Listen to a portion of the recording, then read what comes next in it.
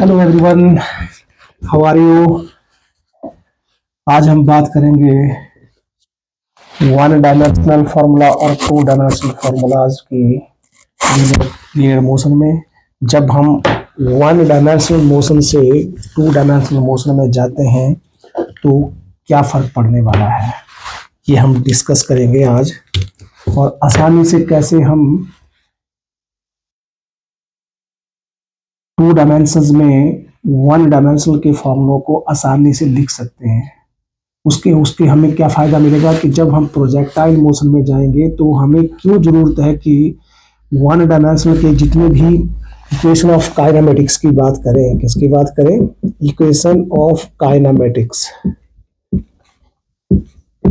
जैसे आपके पास S is equal to V T, V is equals to U plus AT, V square minus U square is equals to 2S, and S is equals to UT plus half AT square।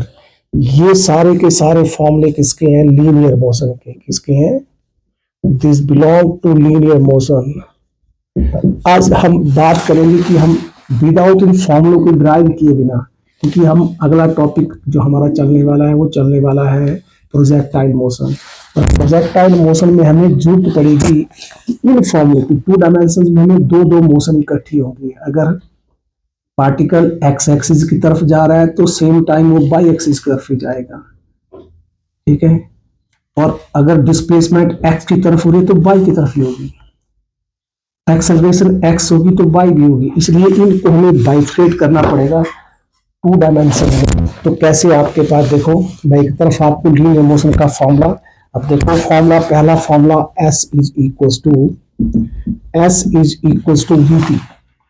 जब ये formula to dimensions में आएगा तो इसके दो component होंगे। एक इसका x कंपोनेंट होगा और इसका एक y कंपोनेंट भी होगा। क्या होगा? इसका, इस इक्वेशन का S is equal to V T का, मान लेते हैं x एक्स की तरफ को जो x है वो x लिख लिया और v x नॉट t लिख लिया मैंने।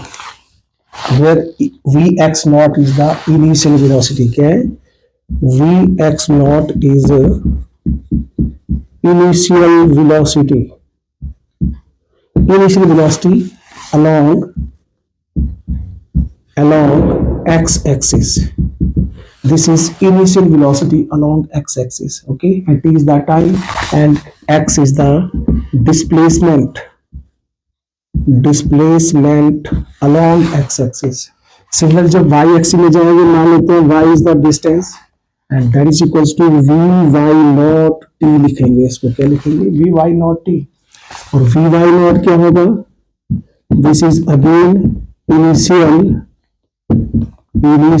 velocity along y-axis, initial velocity along y-axis, and y is the displacement along y-axis। Okay, तो देखो किस तरह से ये फॉर्मूला लीनियर मोशन का था और ये उसका, जब टू डायमेंशंस में गए, हम किस में बात कर रहे हैं? हम टू डायमेंशंस में, टू डायमेंशंस में जब हम गए तो ये formula S is equal to V T क्या होगा? क्योंकि अब हम कहें, देखो जैसे पार्टिकल मूव कर रहा है, मान लिया ये किसी इंस्टेंट ऑफ टाइम t के ऊपर, पॉइंट P के ऊपर है, तो क्या कर रहा है? यहाँ पे है तो ये x वाई प्लेन में लाइट